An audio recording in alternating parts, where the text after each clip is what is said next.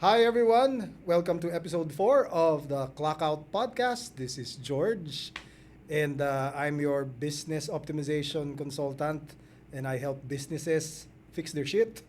With me, Ken Sumera, my co-host. Yeah, hi. My name is Ken Somera and I'm focused on neurolinguistic programming and I'm a hypnotherapist. And what I bring into this table is syempre insights in working with emotions and human behavior. So syempre excited tayo ngayon kasi ito episode number 4, this is actually the first time that we have a guest. Oh yeah, and when we say we have a guest, obviously we have to make sure and make our promise na sobrang lupit ng guest natin. Oh, syempre Episode na meron tayong first time na guest. So Yeah. dapat magaling, 'di ba? Malupit. We respect this person and Yep. matagal na namin din siyang kasama. So we can ensure that we've seen her grow ng sobrang solid to the past years, di ba? Oo. Oo, yun. Kumbaga, pag titignan mo yung kanyang timeline, Oo. sobrang lupit eh. No? Malupit, Maybe malupit. some people may have not seen it, and that's why she's here. Yeah. That's And why she's here. We'd love to ask her questions very specific sa growth, scaling, and of course, yung mga problems na Learnings. when you start your business, di ba? Your startup, ano ba yung mga problems na nangyari doon, Ano yung and how challenges you, ano yung mga challenges, and how you actually work things out. Solved it, and, progressed from it. Because a lot of people will learn from it, definitely. Oo, yun. Alright. So, episode number 4 ng Clock Out, let's welcome Joneca San Pascual. Thank you so much, guys. Medyo nakaka-pressure naman yung being first guest nyo sa podcast. Pero sige, panindigan na lang. Panindigan natin yan. And I'm very honored and I'm very excited to be in this podcast. And of course, with Ken naman, it's always a pleasure being George, invited. syempre. And of course, Actually, George podcast naman. Si George to. Oh, hindi ako to. Si Sa amin to. Hindi, kasi nasabi ko, dahil parang naging suki na rin ako nung mga Oo, podcast ni Ken eh. So, it's always a pleasure and I'm very excited and just thank you for inviting me. Of course, Sige. of course. First question. Yan na, first question na agad. What's up? What have you been doing? Or what have you done in the past couple of years? Okay. Hindi tayo nagkita, ah. Hindi tayo Parang mahaba-habang kwento Oh, talaga. It might be good na ma-share mo. Well, I mean, It's been a while. It's been a while. We've been a while. we've I seen know. each other for like nung pandemic pa yung huli. Ano It's na been a ngayon? while. 2026. It's- Grabe na ka ngayon. naman sa pandemic. Oo. Hoy, I was- Matagal na talaga. Matagal na. Most of na. our meetings are just online. Naalala ko Yeah, noon. yeah, yeah. Naalala Yeah. ko we were doing stuff during the pandemic, di ba? Yeah. And then after that, break, and then, yun na. We want to know what happened and, what's Tatlo up. kaming nakafocus sa sales training before.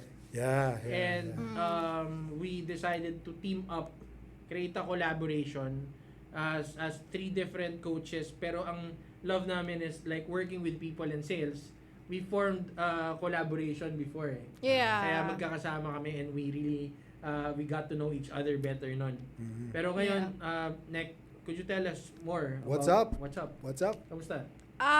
Okay naman. Of course, siguro I haven't been really active in social media since 2024 I was a bit active din naman. I took a break from all the things that was happening in my business and environment, and I think the reason why I took a break is for me to to get that energy again, to get that motivation again, not from anyone else but from myself. All right. So, 2021 I started Piazza. Okay. Okay, And- 2021 nag-start. Yes. Pieza. Yeah. What's Pieza? Sorry. Okay, yeah. But just for everyone. Yeah. We know, but Yeah, so tell everyone. okay, so Piazza is an all-in-one platform for automotive parts. So we have a web app and we have a mobile app. So 2021, 2022, 2023, we were active in the startup scene. Okay. That was my first startup eh. And it was born during the pandemic. Okay. So out of the bihira ang customer sa mga mom and pop shop, sa mga brick and mortar kasi lahat naka-online. So doon siya pinanganak sa online world. Yeah. And Piazza is the online platform for all auto parts, for all your auto parts needs. All brands. Yes, all brands. All right. And Nice. tires and batteries, oils. Solid. Yeah, name it. Solid. Okay. And 2021, 2022, 2023, we've gotten our investors. I was able to join startup competitions. Yep. We were able to join incubators. Even we got a scholarship sa Asian Institute of Management Yeah. Okay. for entrepreneurship So Alright. that's where I also got my I was able to build my network. Mm. I was able to join a reality show for startup. What reality show? Papanoorin nyo. So, Oh, wala namin support. What? wala. So, Diba? that was, Lumabas na yan? Di namin alam yan. lumabas na yan. But, yeah. Okay. So, but madaming nangyari for all those years. And 2024, I decided na mag-focus lang talaga sa operations and sa pag-scale ng profit. Alright. Okay. More than the and joining incubators, competition, and 2024 I was able to do that. Okay. Mhm. I've gotten help from someone or from a friend na I know magaling talaga siya sa pag-scale ng startup. Okay. So I was able to take her in, I was able to hire her, Okay. and she introduced me to the B2B scene. Alright. So, Piazza, for how many years, medyo B2C lang kami. B2C. Ah. Yeah. More on retail lang. Lazada, Shopee, TikTok Shop. But 2024 was more of awakening for me or eye-opening for me na pagka kumpanya ang mga target Of mo, course. ang market mo talaga, B2B. grabe ang volume nila. Grabe And ang they need order it. nila. And they need it more than the Yes. B2C market. Yeah, and it's bulk orders. And it's sure payment. Once na may PO na yan, for sure, Mabilis. mabilis ang payment yan. Depende sa agreement nyo, kung 15 days or 30 days, 90 days. So, ayun, noong 2024 namangha ako sa possibility Yeah. to scale Piazza talaga to the maximum level through that system. Alright. So, we were able to we started getting huge companies. Airline industry, logistics industry. Logistics, definitely. Yeah, Lalo na construction ngayon, industries. pucha. Construction, Yeah. lalo na yan. Real estate. And yung inquiry nila is very random. Hindi lang sa auto parts. Tapos, sinabi ko sa kanya, sige, kaya yan. Kahit wala pa kaming Meron nun. experience or scope Basta doon kaya sa yan. sa ano na yon, sa product na yon. Ah, So, we were able to create a team alright. for sourcing na sila talaga yung nagko-contact ng suppliers and nagsosource ng products for us. And yung products na nasosource sila is pinakamababa. That's good. So, nag-start mag-pivot si Piazza from B2B, from to B2C to B2B. to B2B. And And naturally where it is, where it should be. Yeah. So right now, mas mina-maximize na namin yung efforts more on sa B2B. But B2C is still there. To probably a foot in the door for some of Yes. these businesses to experience muna and then, or people to experience tapos business na. Mm. Diba? Yes, Parang yes, foot in the yes. door. Okay. Yeah. So, that's where I focus my efforts on. Okay. 2024, 2025. Kaya nawala talaga ako, lumubog talaga ako kasi dito ako nag-focus sa Okay.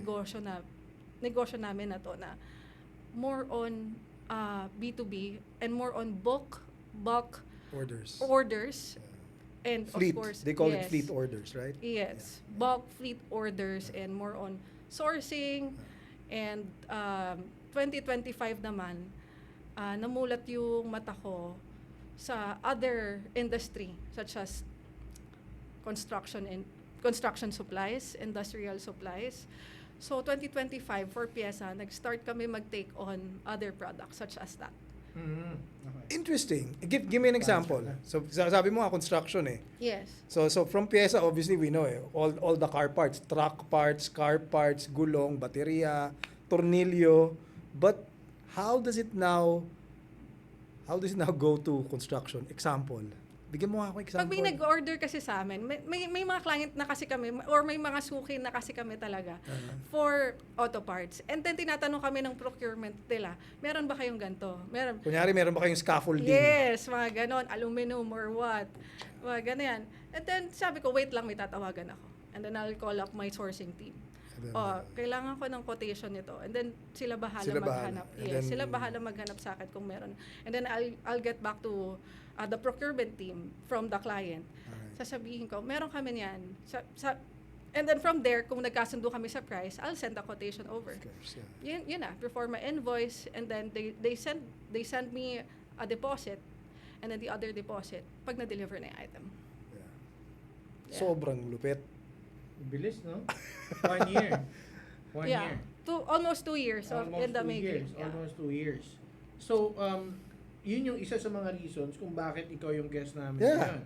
And siguro, connecting question ko dyan is, siguro within that past 2 years, ano yung pinaka solid na problem na na-solve mo? Yeah.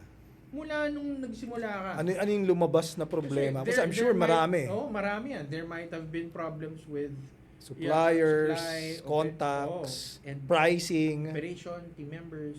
Oo. So yeah. Ano yung siguro kahit top 2? Pinaka-solid talaga. What was? Actually, in this kind of industry and business, hindi mawawala talaga yung mga issues dyan eh. Hindi mawawala yung problema, yung stress and all that. Either supplier side, client side, sa tao mo, sa capital, sa funding, sa lahat ng aspect may problema. Pero kasi ako, napansin ko sa sarili ko, na problem solver talaga ako eh. Gusto ko kapag ka may inaayos akong problema. Kumbaga parang ginagamit ko talaga yung utak ko sa pag-ayos ng problema. And I make sure na kapag may solution ako, plan A ko lang yan. Sunod May is backup plan ka. B. May backup Hanggang ka. plan C yan. Kasi with this kind of business, this kind of industry, especially ang income mo hindi naman umaabot lang ng 6 figures eh. Umaabot yan ng 7 to 8 figures, especially ang mga order sa bulk buying. And kapag umabot na yung business mo ng 7 to 8 figures, ang problema mo, ang risk niyan, worth 7 to 8 figures yan. Iba ang problema ng 6 figures sa 7 to 8 figures. Kasi sa 6 figures, makakatulog ka pa eh. Sa 7 to 8 figures, kapag may problema ka at nakabayad na sa'yo ang kliyente, at nahihirapan kang isolve yan, hindi ka na makakatulog sa gabi, nahihirapan kang matulog. Can you give us an example of an 8-figure problem? Insurance? Is it Ganto, material? let's say I have a product na very volatile ang pricing, ang price niya. Okay. So, nakapag PO na si customer, Parang currency, Yes. based, yeah. may contract na si customer, andun na yung price. All of a sudden, Magbabago yung presyo. Nagbago yung price. Overnight. Oh, pucha, ang hirap nun. Ang hirap nun. ngayon, okay lang sana kung malugi ka ng tablay. Okay lang yun, walang kitain. Sige, just to save face. Minsan kasi abonado. Yes. Paano kung maaabonohan mo is worth 2 to 3 million pesos? Diba? Hindi pwede. Hindi pwede. Yes, you save face, pero para kang nag-charity. Yeah. Diba? Hindi ka nagnegosyo kasi nalugi ka. Oh. So, anong dapat gawin dyan? How did Either you solve it? kakausapin mo yung kliyente, pwede mo naman ibalik yung pera anytime. But, for long term, kung iniisip mo ang long term, pwedeng mawala yung client. Oh, definitely. Pag sinabi, ayoko na, hindi ko na Yes. deliver eh. Paano mo sinolve, Nick? Paano mo Yes. ginawa? So, of course naman, syempre, I have my mentors din. Okay. Kasi, for me, I don't have all the answers. Hindi sa lahat ng oras, kaya ko sagutin ang tanong ko sa sarili ko or sa company. So, I need more brains. I need more thinkers, problem solvers, to help me solve the problem. And kung malaki talaga kumpanya mo, kung nag-range na yan ng ganyan digit, kailangan mo ng mga tao na tutulong sa'yo. Tutulong sa'yo. And you would be surprised. There are a lot of people who are willing to help. That's good. Yes. Especially kung part din naman sila ng company or part din naman sila ng project na ginagawa mo. And then, from their ideas and your ideas, makakabuo ka na ng solution eh. o sige, pag hindi ito tumagma, meron pa tayo nito. Kung hindi ito tumagma, we have this kind of offer. What I noticed was, aside from you being a problem solver, I think, and again, it's not just that DNA of being able to like fix things. It's Mhm. really being able to find solutions elsewhere. It's the Yeah. resourcefulness. Bakit? Kasi yung una mong problema kanina, yung nakwento mo, was about PESA being B2C facing. You sought somebody who gave you that break or gave you that idea na pare, mag B2B ka. Insight that led to action. Di ba? Yeah. And then here you are right now, you're solving bigger problems, and you're still there, not saying na, hey, I can't do it alone. Probably people can help me. Yeah. And that's good. Di ba? Acknowledge din. Yung openness to to leverage ba? There's a certain level dun sa mga problems na kaya mong i-solve personally. Pero again, minsan, well, as I said mga previous episodes, ang laking factor nito you need to outsource thought. Exactly. Because Exactly. yung kung nahihirapan ka na mag-process, some other people are not wala sila sa problema. They're not connected to the problem emotionally. Exactly. So, they could see a bigger picture, lalo na pag na-layout mo yung context, and they could give you yung mga nabablindside ka, mga bagay na hindi mo napapansin eh. They could shed light to it. That helps with actually getting more resources to solve the problem better and faster. I wouldn't even just put it, they're not invested emotionally. They're not invested experientially. Kasi kung merong mga tao, kanya-kanya expertise yan eh. Yeah. Obviously, you sought people who may have different experiences according to their expertise. Yeah. And kumbaga, it's like pressing the right buttons. Yeah. Otherwise, you could have not, you're not where you are right now without these people, di ba? Yeah, tama. So ang galing. Next question lang. When you were, because I did catch a while ago na sinabi mo nga na you more or less went out or umalis ka muna for SOCMED sa social media, di ba? Yeah. To Yeah. focus on these things. Was there any regret doing that? Or were you happy doing that? I think you witnessed, guys, when I was becoming a success coach before, di ba? Nagko-coach ako, life coaching, Yeah. NLP and all that. There was a time, siguro, may argument ako with a relative. And naungkat yon yung, hindi ka naman successful eh. Bakit success coach ka? Sinabi nila sa'yo yun. Oh. Akala ko, so- bakit ka kasi kasama mo sila Ken tsaka sila George. Hindi naman. But it hit hard on me. Oo.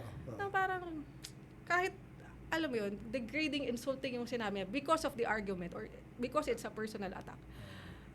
It hit hard on me na, oo nga, no. Parang, alam mo yun, nagkakaroon ako ng... Self-doubt? Hindi. In a way, hindi naman self-doubt. But, parang, ano siya, imposter syndrome. Alright, that you need to do things. Actually, yung Imposter imposter syndrome. syndrome, mali yung tingin ko ng dati, kinlarify lang ni Ken lately. Yeah, sa- I think Ken could better elaborate. But, Okay.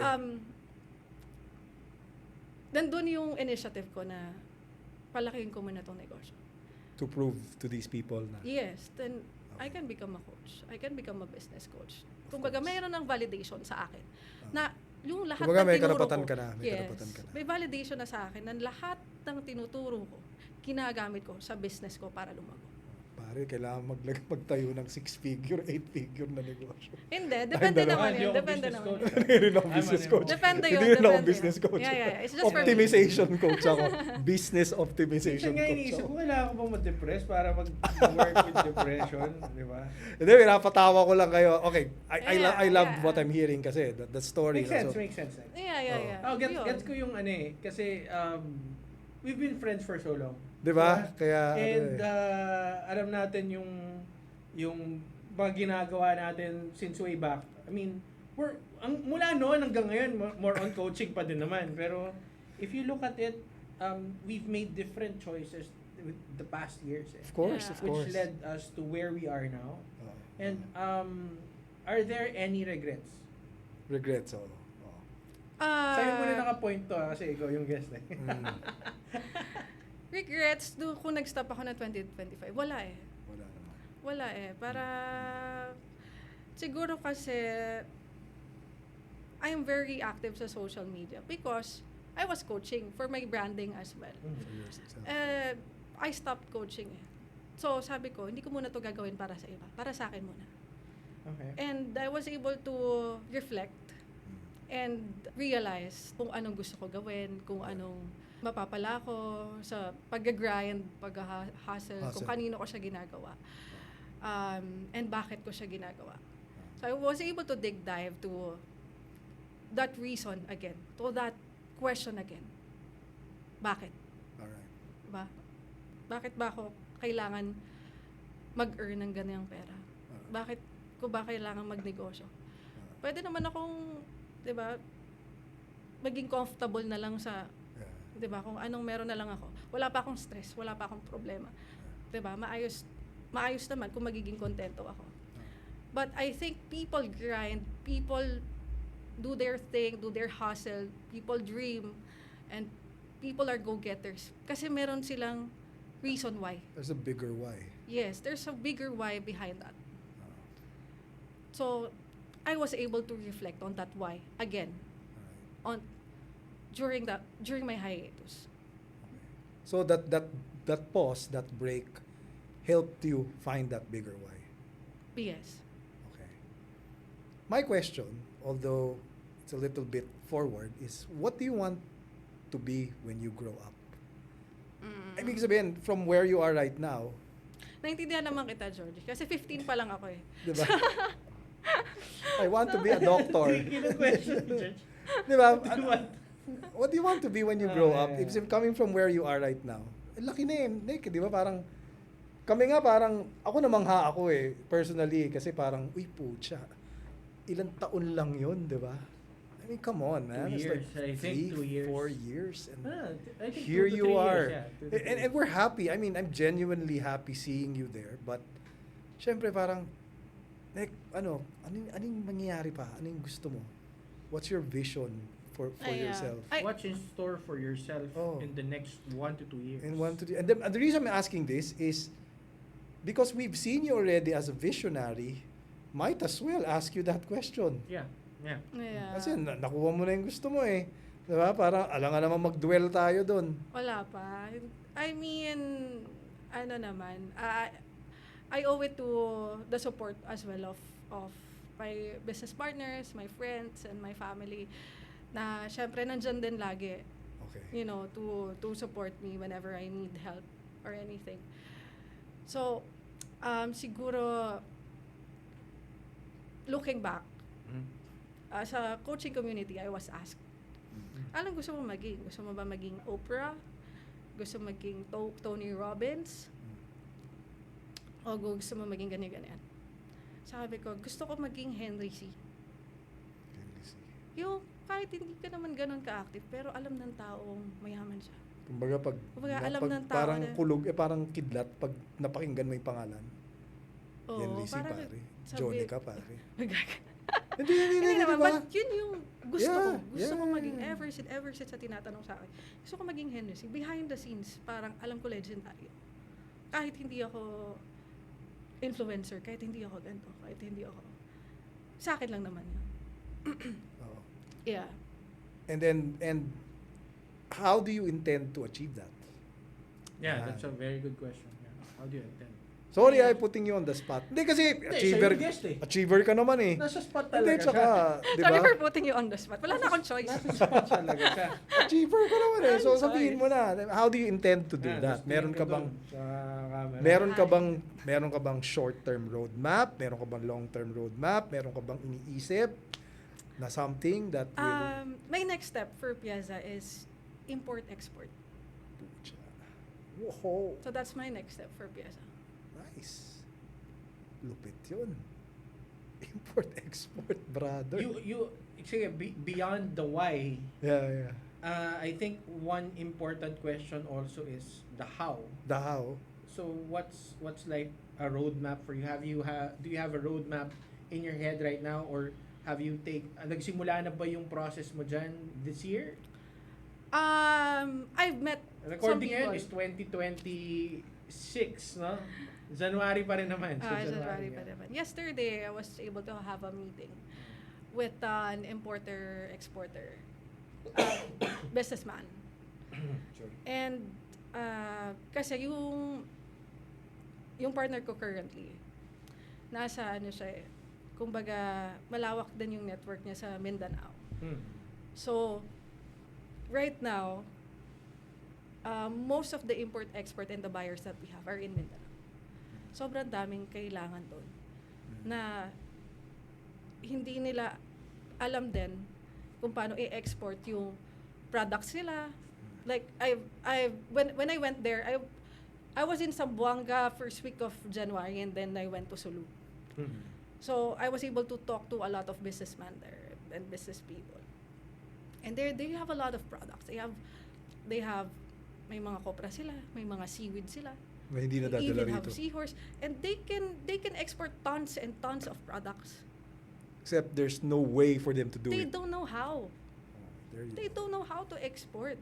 And I talked to someone from Vietnam and Malaysia, and they need a lot of products Who can, yeah. na kailangan nila doon sa Mindanao. So, if I can be a bridge, then, diba, Why not? why not?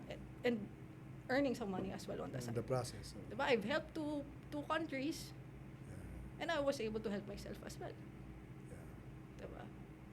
Lupit. Lupit. My other question is, eto medyo, hindi ko alam kung si share mo, no? Do you have competitors in your space? Sa ngayon, that's the least of my concern. Really? Kung may competitors man ako, they can do their own thing. They I can do their my own, you thing. can do your Yeah. own thing. So you don't really pay attention. I don't really pay attention to my competitors. Okay. If kung may diskarte sila, may sarili din ako ang diskarte Okay. on how to do business. And you're fine with that trajectory. Okay lang 'yun. Kumbaga hindi mo masyadong it's not something that you focus on. No. I don't really focus on competitors. Pwede siguro kasi I don't see people as competition or competitors eh. Siguro I will reframe that to business partnership. Kasi you can always collaborate with them. You Instead of competing, Yes. mag-collaborate na lang tayo, Yes. kumita na lang tayo. Yeah, so they have their own leverage and I have my own, and if we collaborate, maybe mas kumita both side, and at the same time mas mapalawak yung network ng both business. In terms of like workforce naman, how many people are like working with you right now? With you right now. How big is your group? In fairness naman to my people, they've been there since day one. Okay. Ilan sila? They've been there since day one. So, let's say 20. Okay. There. In terms of like, syempre, you're working with expansion and scaling right now. So import-export, di ba? In terms of like, do you have plans on onboarding more people, or do you want to maintain just a very small team? Yes, of course. Focus small team. If there's a need naman to scale, then to expand the people, then of course why not? As of the moment, they're all working virtually. We're all working virtually online. So, kumbaga, enough naman siya as of the moment to run the business.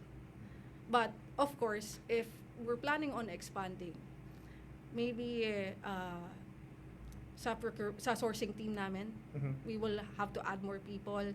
And if we want to add more clientele, then we can add more sa sales team namin. Sales team. Yeah. Important din talaga yan. Yeah. Siguro ang connecting question ko dyan, this just pops in my head. You work with a lot of people. Siyempre, you work with business partners, you work with mga suppliers, di ba? Important ba na marunong kang tumingin ng tao? Kumilatis Kumilatis ng tao. Sobra. 2023, 2024, 2 years, nag-build lang ako ng network eh.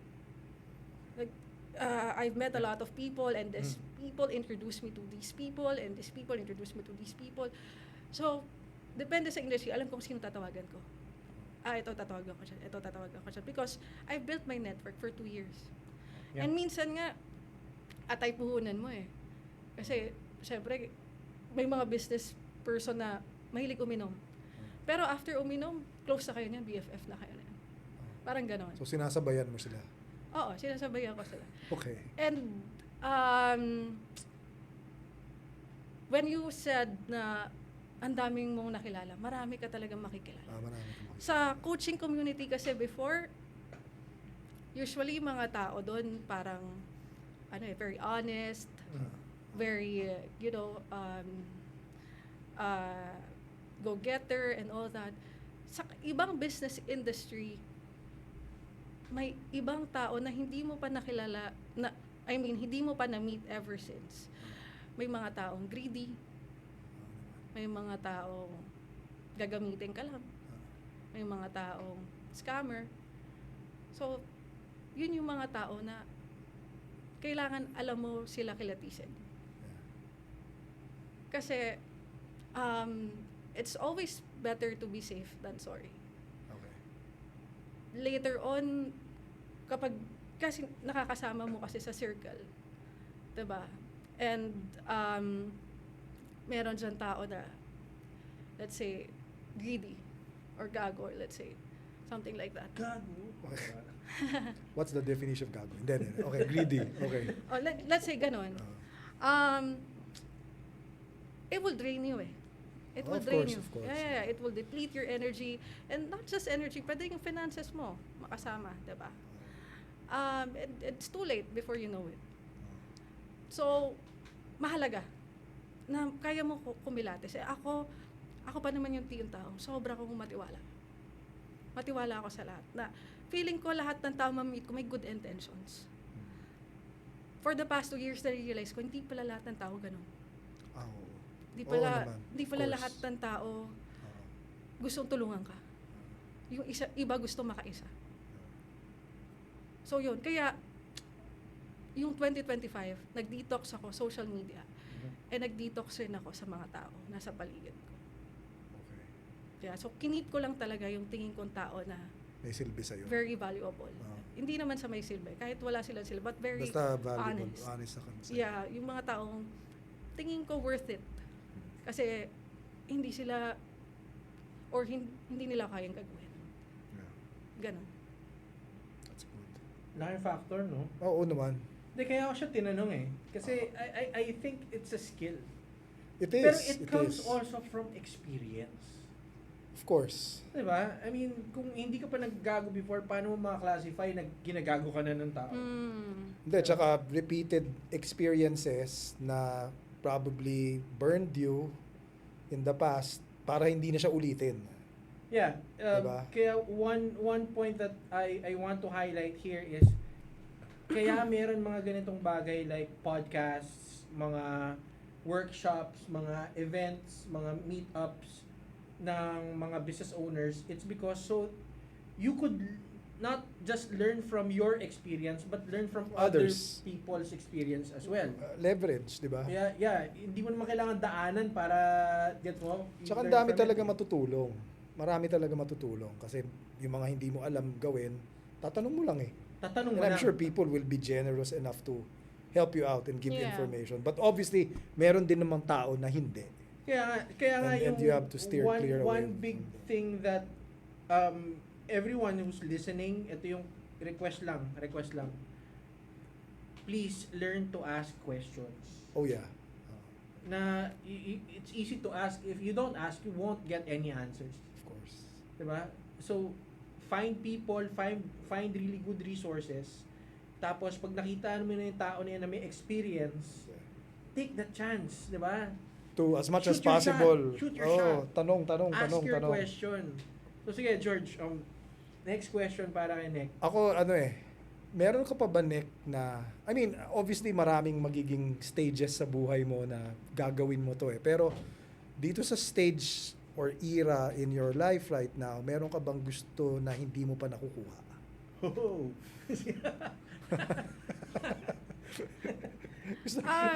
Gusto ko magkape. Hindi pa kaya. Di ba?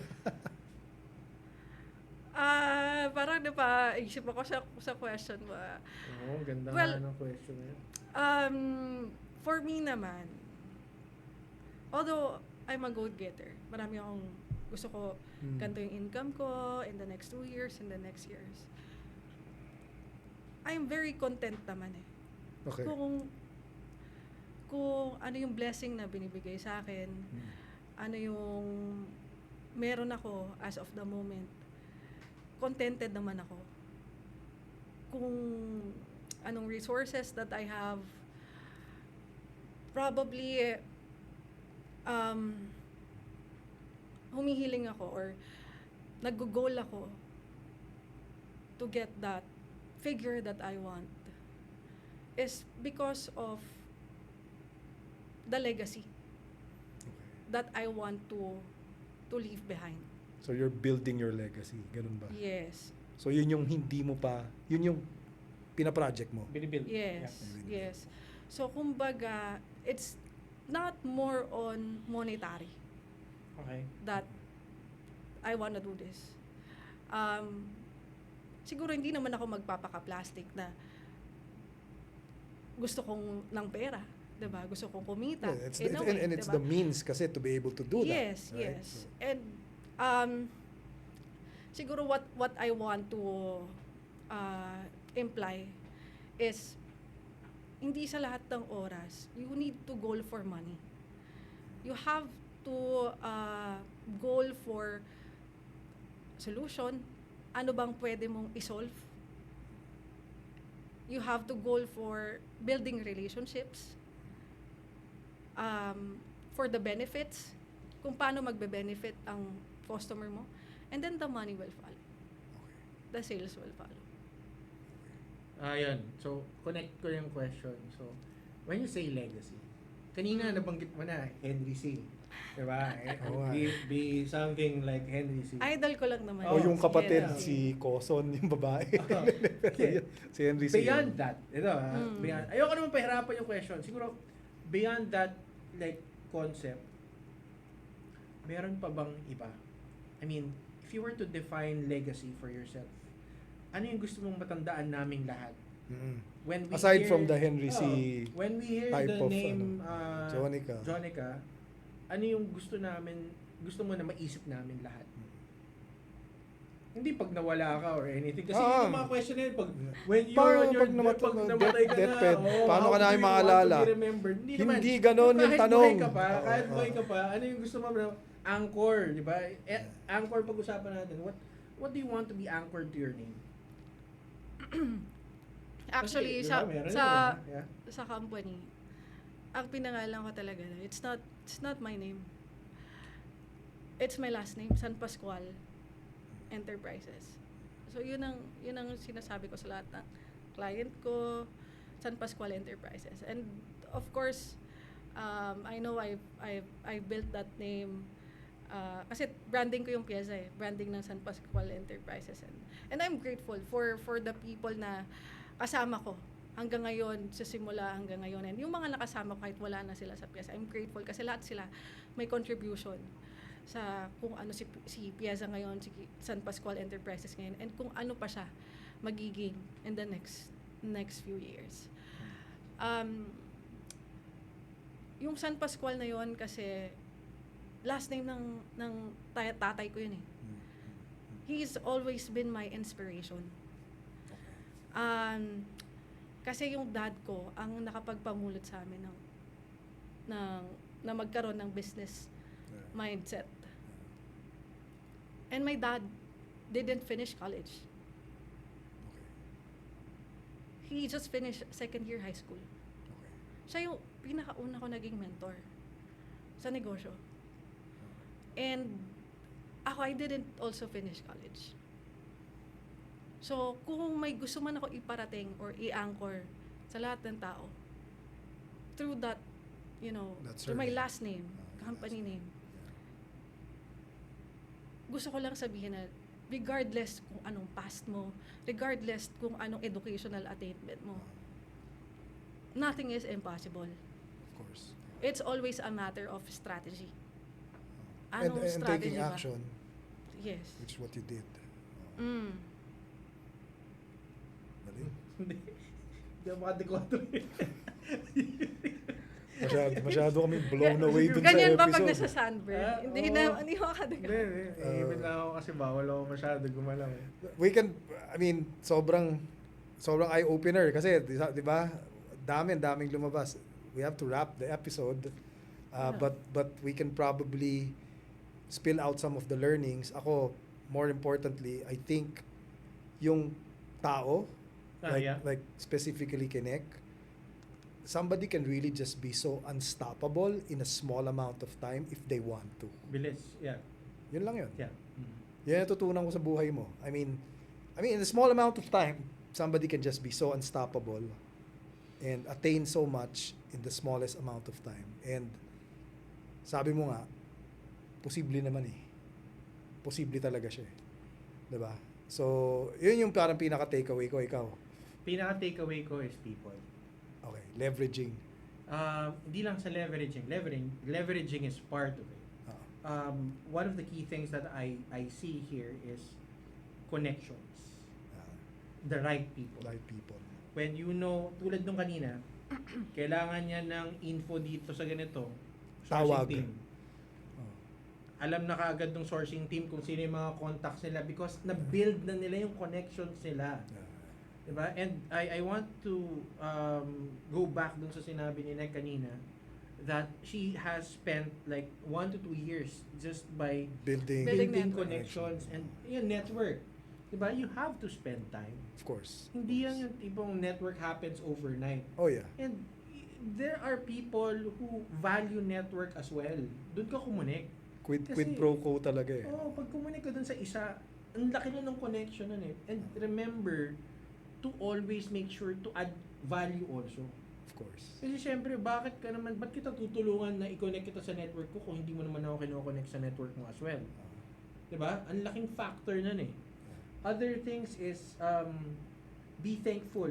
I think isa yun sa mga key parts din eh.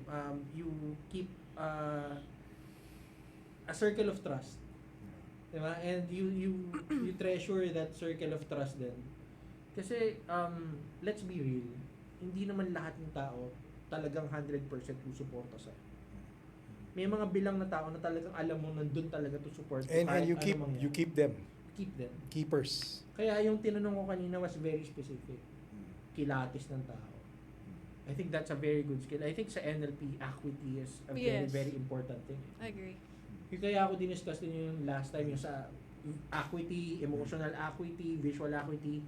Because if you get to hone your skill and with equity, mas mabilis mong mag-gets, makikita mo yung pattern eh. If this person is showing this pattern, malaki yung chance that it could lead to this. Kung ito, okay, malaking chance na gagawin ako nito.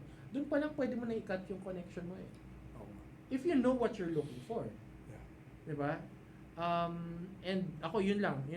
People and sa akin, equity, ang laking bagay nun. So, ako, thankful ako sa Ako din. Pero, ikaw naman. Ikaw naman. Anong takeaway mo sa... At anong masasabi mo? masasabi mo sa ating audience. Ako, lagi ko tong sinasabi din sa lahat na nakakwentuhan ko, lahat na nagtatanong sa akin.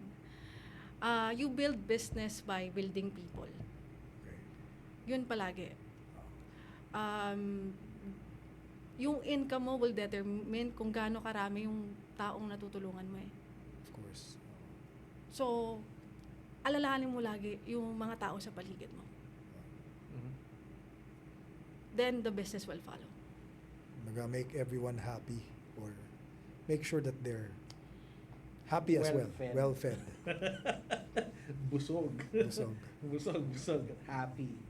Oh. Okay, and with that, we would like to thank everyone for this episode of Clock Out, episode 4. Sobrang blown away kami ngayon. Ako, most especially, ang lupit nung kasama namin. And because of that, we would like to thank everyone for joining us, especially our guest, si Jonica. Sobrang blown away kami dito sa episode 4 ng Clock Out. And we hope to see you next week in the next episode of Clock Out Podcast. Thank you, Ken. Thank you, Jonica. Kita-kits. Bye-bye.